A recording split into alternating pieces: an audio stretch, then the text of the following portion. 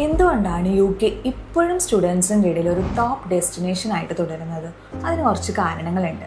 അതുപോലെ തന്നെ ഈ ഇടയായിട്ട് നമ്മൾ യു കെനെ കുറിച്ചിട്ട് ഒരുപാട് നെഗറ്റീവ് കമൻറ്റ്സ് കേൾക്കുന്നുണ്ട്.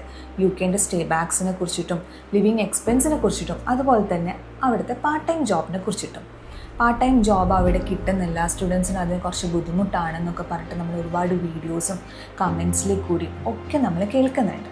എന്നാൽ ഇപ്പം യു കെയിൽ കറണ്ട് അപ്ഡേറ്റ്സ് വന്നതിൽ യു കെയിൽ സ്പൗസ് വിസ അലൗഡ് അല്ല.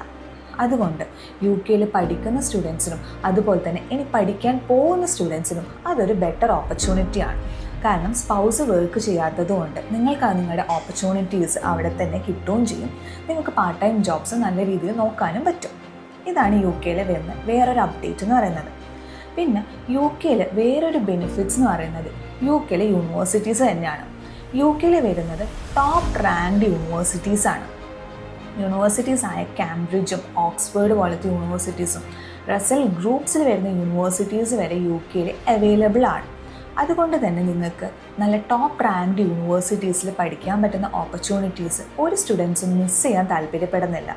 പിന്നെ യു കെയിലെ ഫീസ് സ്ട്രക്ചേഴ്സിനെ കുറിച്ചിട്ട് പറയുകയാണെന്നുണ്ടെങ്കിൽ യു കെയിൽ ഏകദേശം ഒരു 10 lakhs തൊട്ടിട്ടായിരിക്കും ഫീ റേഞ്ച് സ്റ്റാർട്ട് ചെയ്യുന്നത് തന്നെ. അപ്പം ചുരുങ്ങിയ ഫീസിൽ തന്നെ നിങ്ങൾക്ക് നിങ്ങളുടെ മാസ്റ്റേഴ്സ് അല്ലെങ്കിൽ ബാച്ചിലേഴ്സ് കംപ്ലീറ്റ് ചെയ്യാൻ പറ്റും. അത് തന്നെ ആദ്യം ഒരു ഇനീഷ്യൽ ഡെപ്പോസിറ്റായിട്ട് ഒരു 4 or 5 lakhs ഡെപ്പോസിറ്റ് ചെയ്തിട്ട് ബാക്കി ഒരു 4 or 3 ഇൻസ്റ്റാൾമെൻ്റ് ആയിട്ട് യൂണിവേഴ്സിറ്റിയിലേക്ക് പേയ്മെൻറ്റ് ചെയ്താൽ മതിയാകും. ഇതാണ് യു കെ യൂണിവേഴ്സിറ്റീസ് അവർ സ്റ്റുഡൻസിന് കൊടുക്കുന്ന വേറൊരു ബെനിഫിറ്റ്സ് എന്ന് പറയുന്നത്. ഇനി യു കെനെ കുറിച്ചിട്ട് പറയുകയാണെന്നുണ്ടെങ്കിൽ യു കെയുടെ സ്റ്റേ ബാക്കാണ്. വേറൊരു നെഗറ്റീവ് വന്നിട്ടുണ്ടായിരുന്നത് യു കെൻ്റെ സ്റ്റേ ബാക്കിനെ കുറിച്ചിട്ടായിരുന്നു. യു കെയിൽ കൺഫേംഡ് സ്റ്റേ ബാക്ക് അല്ല എന്ന് പറഞ്ഞിട്ട് നമ്മൾ ഒരുപാട് വീഡിയോസ് കേട്ടിട്ടുണ്ട്. ഈ കറണ്ട് അപ്ഡേറ്റ് പ്രകാരം യു കെയിൽ 2 years കൺഫേംഡ് സ്റ്റേ ബാക്കാണ് വന്നിട്ടുള്ളത്. അപ്പം സ്റ്റുഡൻസിനൊന്നും ഒട്ടും ടെൻഷൻ വേണ്ട ഇനി യു കെയിലെ സ്റ്റേ ബാക്കിനെ കുറിച്ചിട്ട്.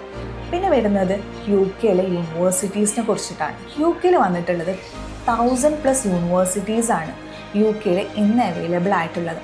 അതുപോലെ തന്നെ 10,000+ കോഴ്സസും അവൈലബിൾ ആണ്. സ്റ്റുഡൻസിന് ഡിഫറെൻ്റ് ആയിട്ടുള്ള കോഴ്സസ് സെലക്ട് ചെയ്യാനുള്ള ഓപ്പർച്യൂണിറ്റീസും അവിടുത്തെ യൂണിവേഴ്സിറ്റീസ് പ്രൊവൈഡ് ചെയ്യുന്നുണ്ട്.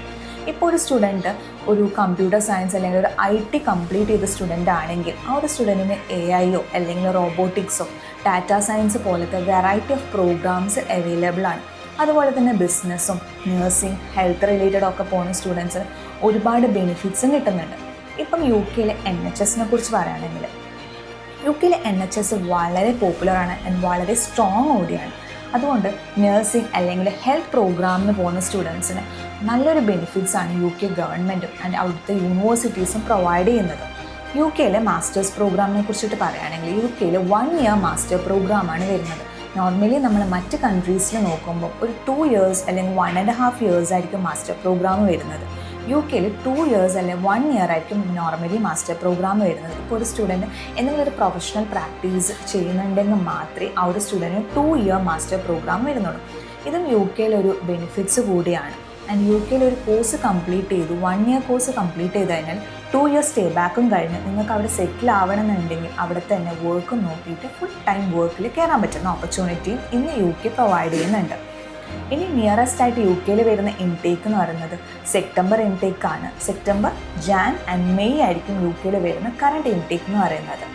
യു കെ സ്റ്റുഡൻസിൻ്റെ ഒരു ഫേവറേറ്റ് ഡെസ്റ്റിനേഷൻ ആകുന്നത് വേറൊരു കാരണം കൂടി കൊണ്ടാണ്. കാരണം യു കെ വരുന്നത് ഒരു ഇംഗ്ലീഷ് സ്പീക്കിംഗ് കൺട്രി കൂടിയാണ് യു കെ.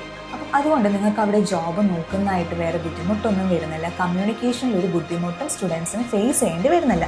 അതുകൊണ്ട് കൂടിയാണ് യു കെ എപ്പോഴും സ്റ്റുഡൻ്റ് ഒരു ഫസ്റ്റ് പോയിൻ്റായിട്ട് വെക്കുന്നത്. അപ്പം നിങ്ങൾ യു കെ ആണ് നിങ്ങളുടെ ഒരു ടോപ്പ് ഡെസ്റ്റിനേഷനായിട്ട് നോക്കുന്നുണ്ടെങ്കിൽ യു കെനെ കുറിച്ചിട്ട് പല നെഗറ്റീവ് കമൻറ്റ്സ് റിവ്യൂസും ഒക്കെ നമ്മൾ കേൾക്കും. എന്നാൽ യു കെയിൽ കുറച്ച് പോസിറ്റീവും കൂടി ഉണ്ട് എന്ന് നിങ്ങൾ മനസ്സിൽ വെച്ചിട്ട് യു കെയിലെ യൂണിവേഴ്സിറ്റീസ് ഷോർട്ട് ലിസ്റ്റ് ചെയ്യുക.